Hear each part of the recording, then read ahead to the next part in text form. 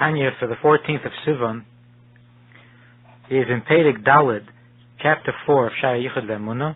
It's on page 298.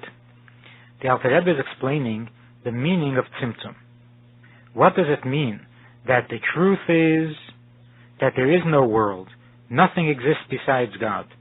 And the world itself is bottle, just like the light of the sun within the sun. Has no existence of its own.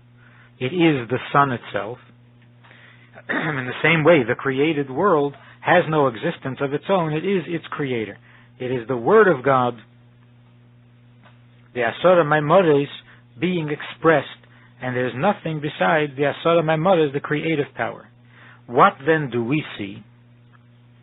Because we don't see the presence of God, because we don't see the Creator, therefore we experience creation as if it were a separate entity.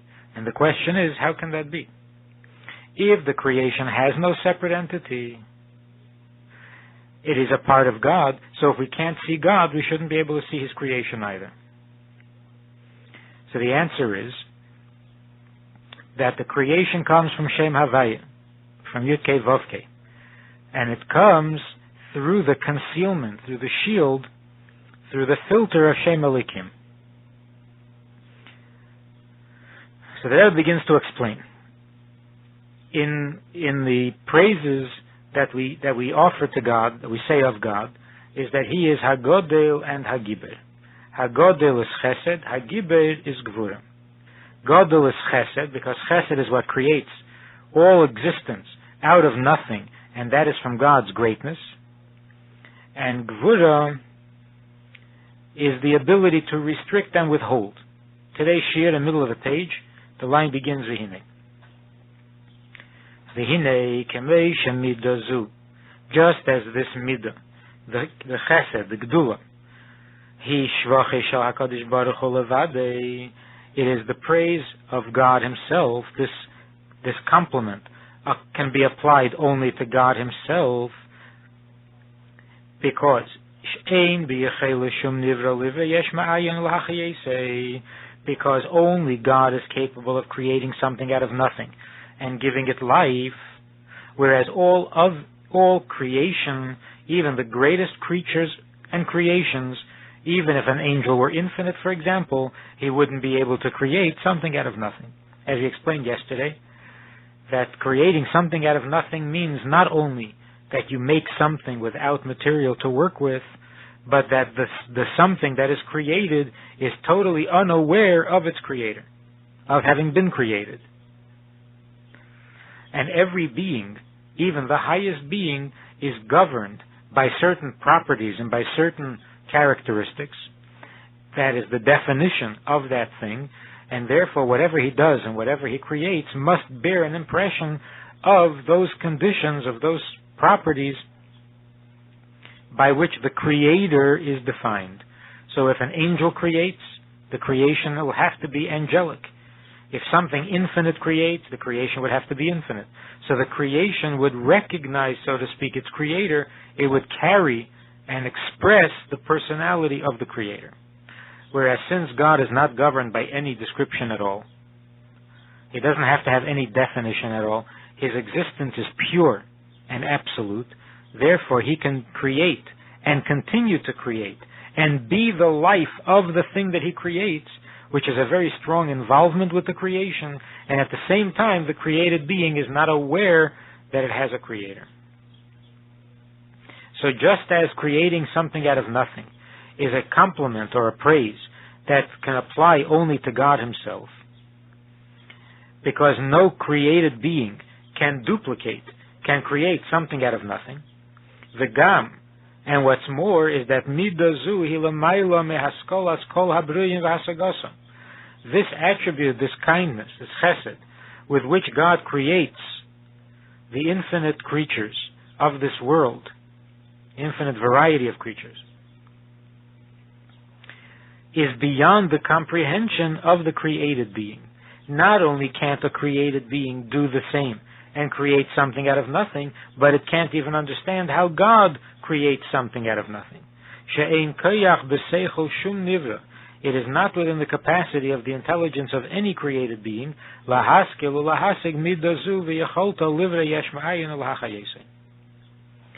No created being can understand and comprehend this attribute, its ability to create something out of nothing, even while it gives it life. Because we don't understand what it means to be pure existence.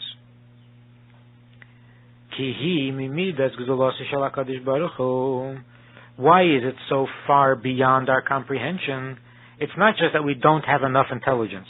It's beyond the realm of intelligence. It is not only is it not known, it is not knowable.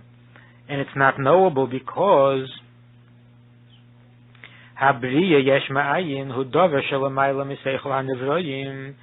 it's not too complicated or too profound. It's simply beyond the realm of Seichel, because it comes from an attribute of God's greatness, and God and His attributes are one, and therefore just as we don't understand God, we don't understand His attributes.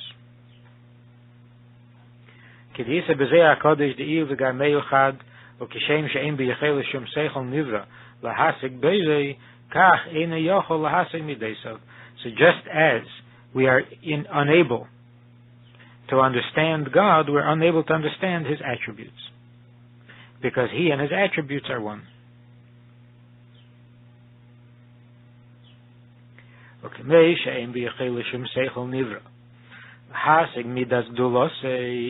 Now, just as no created being can understand the attribute of Gedula, one of the attributes of God, in the same way,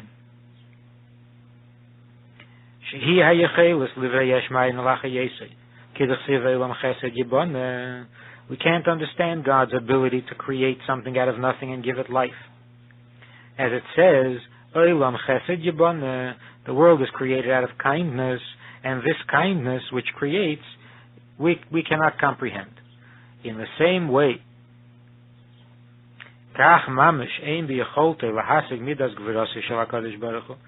we also are incapable of understanding the attribute of Gevura. Just as we can't understand the attribute of Gedula, which is Chesed, we also can't understand God's Gevura, which is the Shem Elikim, the Tzimtzum. Shehi midas hatzimtzum u'maniyas ispashtus hachayos. Gevura means the tzimtzum and the restraint that restrains the spreading of the life. This attribute of Gedula is an indiscriminate giver, and it gives endlessly by its nature. The nature of Gevura is that it blocks and stops that flow, that there shouldn't be endless giving, there shouldn't be indiscriminate giving. So it prevents the Gedula from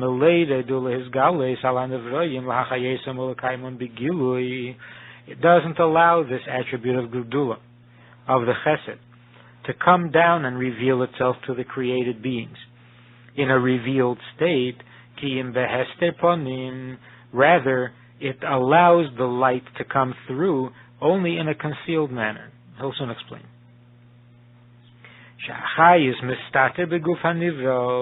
That the life flow from Chesed is concealed within the created being, so that the body of the created being appears to exist by itself. And it is not an expansion, a radiation of this energy and ruchnius that comes from God, as is the case with the light of the sun coming from the sun. Ella, so it doesn't appear that way. Ella, it appears that hudavar b'fnei atzmei, that it is a separate entity and exists by itself, even if we recognize that God created it, but we now experience it as a separate entity. Even though in truth it is not a separate entity. So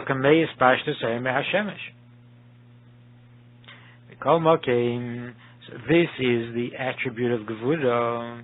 This is what the Tzimtzum does, that although the truth is that all of creation is like the light that comes from the sun, which is bottled within the sun. In the same way, the created being, because it is in its source, it is in the presence of God because God is everywhere. Therefore, the created being is totally bottled and has no existence of its own.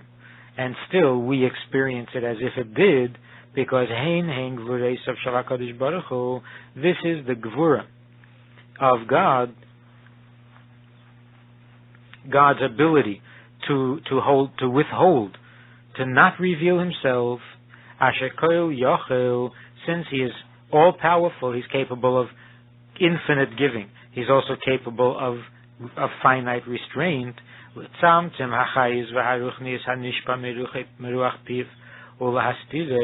That He can contain and be mitzamtzem the energy that flows from Him, and He conceals it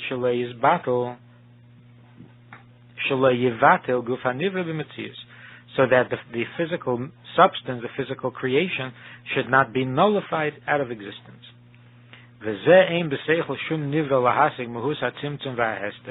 And just as no created being can understand how God creates and generates all these creatures and all this existence, in the same way we don't understand how God can restrain and conceal Himself.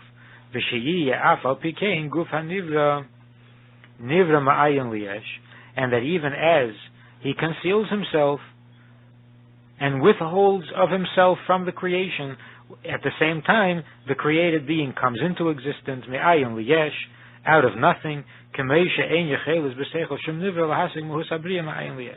And this we can't understand, just like we can't understand God's creation. The question that Alter Rebbe is explaining here is, what is the function and the nature of this Shem Elikim? What does it do? It's not completely similar to the sun and the shield. In the sun and the shield, the sun is the giving creation. It gives off light, it gives off heat, it gives off health and growth and so on.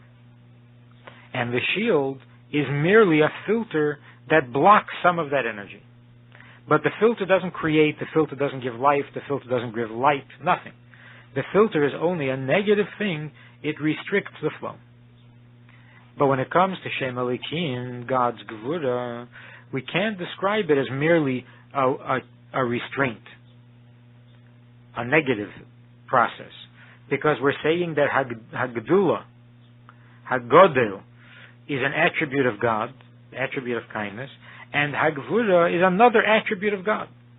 So it's not merely a blockage, that Chesed is a talent, whereas Gvura is not a talent, it's merely an absence of talent, a restraint of talent. Obviously, when we say that this is the attribute of Gvura, we're talking about a creative attribute. We're talking about one of God's attributes. So it can't be that the Shem Elikim does not participate and does not contribute towards creation. It merely filters and restrains the creative force from being overwhelming. So the truth is that Shem Elikim does create. It does have a role in the existence of the thing, as he will explain a little later on.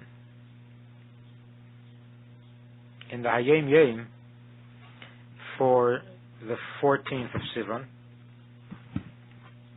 the Rebbe writes that Belevish talis cotton babeker b'yadayim nikiyes, when we put on a talis cotton in the morning after having washed our hands, when the hands are clean, u'b'mokim shemuta levarich, and when you're in a place where you're allowed to make a bracha, then nevarchim, then we make the bracha al mitzvahs tzitzis. Kivin she'ein b'talis cotton shalonu shir ituf. We don't make the other bracha lehisativ batzitzis, because the talis cotton we wear isn't big enough, doesn't have the dimensions for being able to wrap yourself in it. So we make the bracha al mitzvahs tzitzis. Im oso levarich. If he's in a place where you're not allowed to make a bracha, azai kedim atfila. Im ein levish talis gadol yemashmesh bedalat tzitziyei sav v'yevarich oz. So in the morning when he first puts on the tefillin, if he doesn't also wear a big talis, if he's not going to put on the talis gadol, then when he puts on the talis cotton, he should rearrange or move around the four corners, and that's considered putting on, and then make the bracha al mitzvahs tzitzis.